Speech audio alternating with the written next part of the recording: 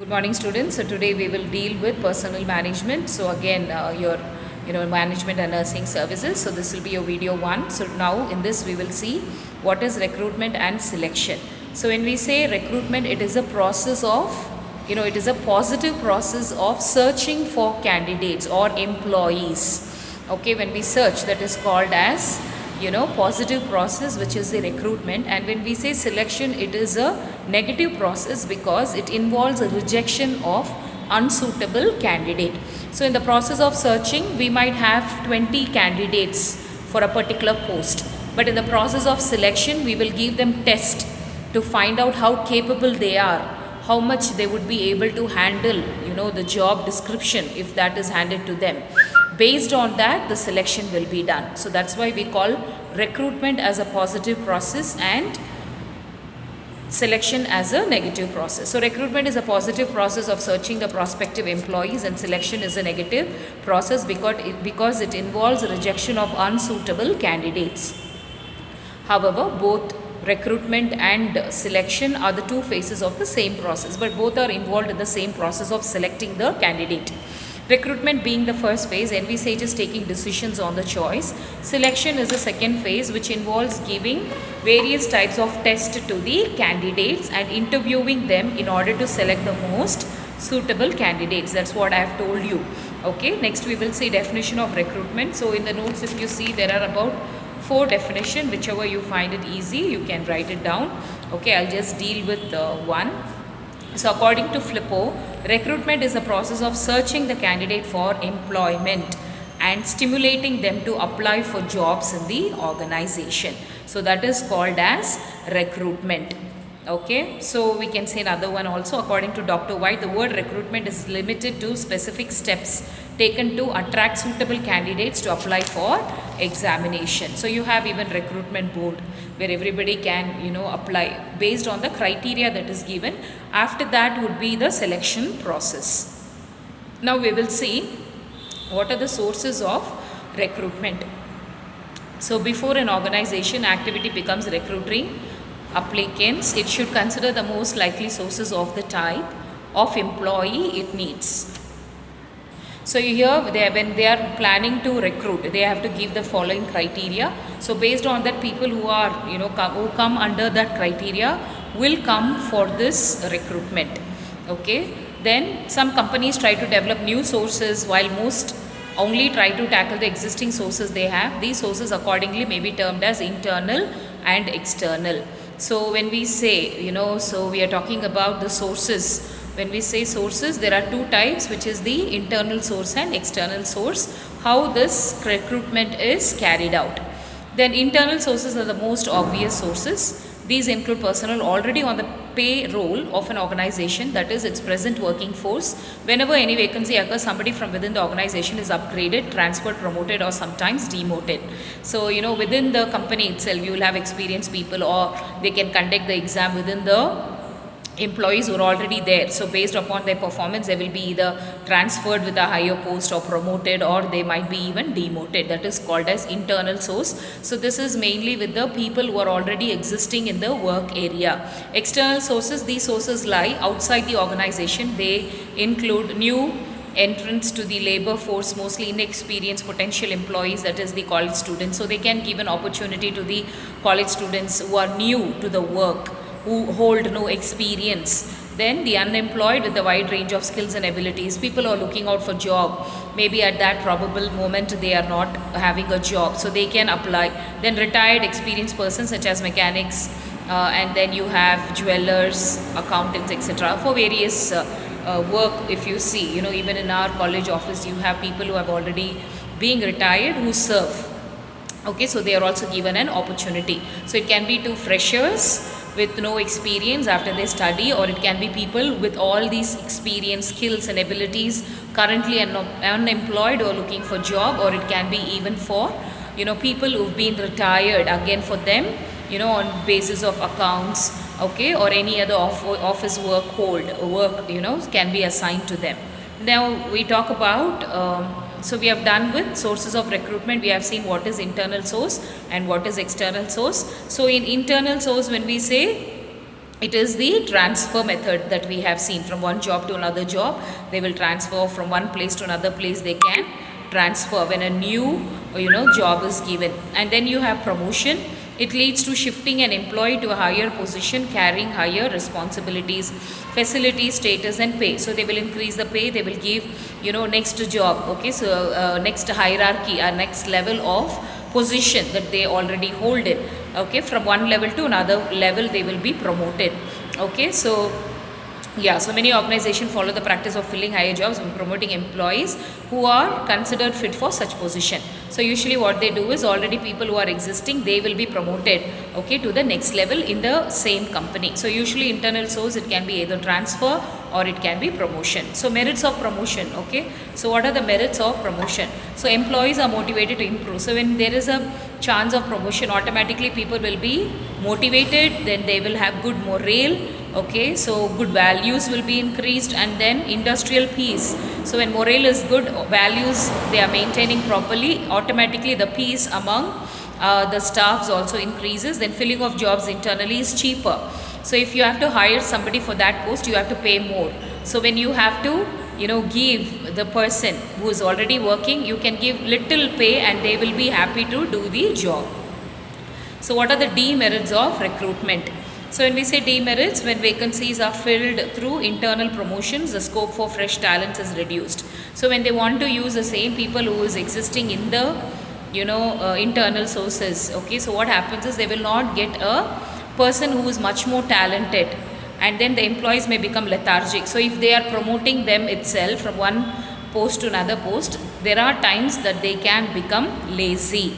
The spirit of competition also will get hampered. And then frequent transfer may reduce the overall productivity. So in case of promotion, if they keep transferring a person from one place to another place or one area to another area, automatically their potential also will come down. So these are demerits of recruitment in the aspects of internal source when they do like promotion or transfer. So that is the the disadvantage. So next we will see external source. So direct recruitment, as we have seen, when they come for interview, if they are selected. So selection is when they are, there are certain criteria based on which they will see if they are suitable for that particular job. So once if they are selected, they come under direct recruitment. So here we see that, they specify them, the job details will be given to them, and then they will also try to fill the vacancy that is there. Okay, and then they will also make sure that these workers are paid remuneration on daily wage basis. So however, if it is on terms of their functioning or job description, their payment will be made. Next you have unsolicited application. So many qualified person apply for employment to reputed companies on their own initiative by application. So here there is no advertisement that is given, by themselves people walk in for interview. Okay, they serve as a good source of manpower. A proper record may be kept of such applicants, and candidates may be called for interview whenever the need arises. So unsolicited, when we say direct recruitment, here direct recruitment is done by the management. Maybe they have given an advertisement and they are conducting an interview and selection is done. When we say unsolicited application, there is no information that is given by the management, but people itself, they will walk in for interview seeking any vacancy. If at that present, if there is a vacancy, they might take them. Otherwise, when these resumes they receive, okay, or biodata when they receive, they have to make sure they'll file it. And then whenever there is a need or whenever there is a vacancy, they have to make sure that they should call the employee. Okay, advertisement. So we know that advertisement is given by companies, or wherever there is a shortage, they give advertisement, and through that the recruitment is done. Then employment agency, so you have many agencies who are working for recruiting. So if the institution is not able to get adequate staff, then they can work through these employment agency. Then you have educational institutions. So recruitment from educational institution is a well established practice of thousands of business and other organization which require large number of clerks or which seek applicants for apprenticeship programs, usually recruit from institutions offering vocational courses. Vocational courses will be given through which the educational institution will sustain the employees when there is a large need. For example, even in a hospital which has their own BSc nursing or MSc nursing program or MBBS program, so what they can do is they can give them internship or apprenticeship can be given, and making sure that, or they can be sponsored also. So once when they have done with their education, they can continue to work because the organization might require a lot of faculties. Okay, so that is one of the way. Next you have labor contractors. So in this workers are recruited through labor contractors who are themselves employed to the organization.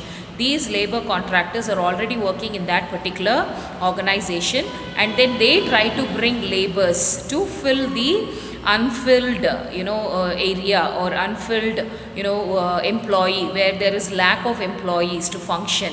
Okay, so the disadvantage of the system is that if the contractor himself decides to leave the organization, all the worker employed through him will follow suit. So what happens if a particular laborer is bringing somebody, if he is not happy when he is going, automatically there are chances that these laborers whom he has brought can also leave the institution. So this system of recruitment is losing popularity these days. It has been abolished in the public sector enterprises, and they do a lot of politics. So better not to encourage such a type. Next you have recommendations. So you know that, right? So applicants introduced by the friends, relatives may prove to be a good source of recruitment. Sometimes they hire people on recommendation. So many employees prefer to take such persons because something about their background is known. If somebody is recommending, then they will also say that this person is good. So based on that, they might take. The nurse administrator should be delegated responsibilities to determine the requirements for maintaining an optimum level of nursing care. So we'll see what are the advantages of external source. So here direct recruitment widens the field of recruitment. So when you do the direct recruitment, there will be variety of people with variety of experiences. So you will be able to filter out and take the right suitable person can be selected. Then it provides a chance to more and more people with broad eye view. Directly recruited are free from departmental shortcomings. Therefore, they will work diligently and honestly and keep up their service. So when they're joining in new, they will try to put all their potentials. Okay, then it is democratic and impartial. So in direct recruitment, there is no recommendation. Okay, there is nothing that you will have to promote a person within the office or within the institution. You are giving chance for everybody, and then it is more suitable for technical and professional employees. So it is suitable for technical and the professional employees. It attracts young personnel and job. So all freshers also will get an opportunity to work. So what are the demerits? When we see demerits, there are like the employees lose enthusiasm because of decreased opportunities for progress. Then you have direct recruitment sometimes make the person puppet in the hands of their subordinates. They are scared, or because they are new, somebody can mishandle them. Okay, and then direct recruitment based on written test, then it is difficult to decide the efficient worker based on good score. So if it is based on written test, then it becomes sometimes difficult to decide the efficient worker based on good score. So he might would have scored, but practically how he is doing, we are not aware of it. Okay, so these are the demerits. Next we'll move on to methods of techniques of recruitment. So as author summarizes the possible recruitment methods into 3 categories, which is direct, indirect and third party. So when you have direct, you know that these include sending traveling recruiters to the educational. So they will send people like how last time we had from campus interview. So they came from the hospital, they did the recruitment, and the students are working in that particular hospital now. Okay, so employees contact with public and main exhibits. Indirect involves mostly advertisement in the paper, in the radio. You see the paper and you go and apply in a hospital. That is indirect method. Third party this includes the use of commercial or private employment agency. Through the agencies, it can be private or it can be state, or it can be placement of office of schools, colleges and professional associations, recruiting firms, management consulting firms, indoctrination seminar for college professors and friends and relatives. So these are all the examples of third party methods. So these are the methods of techniques of recruitment. Next, when we say private employment agencies, they have they have given what it is, so you can go through it. Okay, so yeah, it talks about brokers who bring employers, and so they'll have to pay a certain amount to them. Okay, when somebody, when there is a lack, these brokers or agencies, they will go, they will hire, they will have their own advertisement, they will do all those things, they'll get the faculty and they will be providing it to the institution or hospital, but they should be given their agency money or brokerage charge should be given. So in college schools, it is like, for opportunities for recruiting the students. So students itself will be given, a chance where they would be able to come. So they operate placement services where they'll come with biodata and particulars of students are available. They maintain contact with the guidance of counselors of employment bureaus, teachers. Okay, they will keep in touch with the teachers and the higher authority, and prospective employees can review credential. They will see how well a student is doing, and based on their capacity they will be hiring them directly from the school or college institutions. Okay, professional organization or recruiting firms or executive recruiters. So these they maintain complete information record of employed executives. The consulting firms recommend person of high caliber for managerial marketing.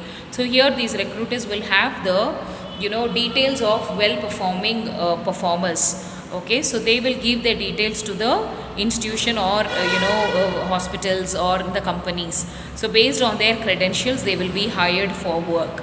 Indoctrination seminar for college. So here professors are arranged to discuss the problem of company and employees. Professors are invited to take part in these seminars. Visits to plants are arranged so that particular professor may be favorably impressed. They may later speak well of a company and help it in getting required personnel. So through the professors they will arrange and they will talk about the difficulties or the problem that is being faced by the company or the employee. They are also involved, professors are invited to take part in the seminar. Then visit to the plants are arranged so that the particular professor may be favorably impressed. They may later speak well of a company and help in recruiting. So usually the higher head authority will be invited, seminars will be conducted, they will discuss about their company. So if professors are happy, they automatically will try to talk with the students and they might ask them to go and join in that particular company. So that is what is called as indoctrination seminar for colleges. So college seminars will be conducted for the professors or college principal or authorities, and after convincing them, these people will convince the students to go and join in the firm. Okay, then you have employee referrals, as we have seen. Okay, so friends, a recommendation through which the recruitment is done. So these are all the various techniques of recruitment that is done. Then you have trade unions also provide manual and skilled workers and sufficient members through trade unions, and then casual labor or applicant at the gate. So most industrial unions rely to some extent on casual labor, okay, which present itself daily at the factory gate or employment office. So casual laborers who come in, who will be waiting for the work for daily wages, we can hire them and give work. Unconsolidated applications. So as we have seen here, okay, the companies will keep all the applications. When there is no vacancy, people might come drop in their resume. So they have to make sure whenever there is a vacancy, they have to call them for interview. Then voluntary organization, you have like private clubs, social organization, okay, might also provide employees. From these organization also sometimes we might get people for work. Then computer data banks. When we say here computer, when a company desires a particular type of employee, job specifications and requirements are fed into a computer. When they are matched against the resume data stored therein, the output is set of resumes of individuals who meet the requirements. So when we talk about online recruitment, okay, so here you have many Shine, there are so many websites like Naukri.com, and then you have LinkedIn. Okay, so here if you update your resume, your experience, everything, so recruiters sometimes they directly look into this LinkedIn and then they call for job. Okay, so these are all done through the online computer, so through the computer services. Then you have personal management here. Okay, is a personal functions like employment, training, development, evaluation, etc. It is the basic responsibility of the management. The personal development also has other functions like employment, training, development, working condition, welfare services and personal records. So all these has to be maintained. Okay, so these are all the various ways, methods of recruitment, okay, that we have seen. So with this I'll end. So next video we will see with selection.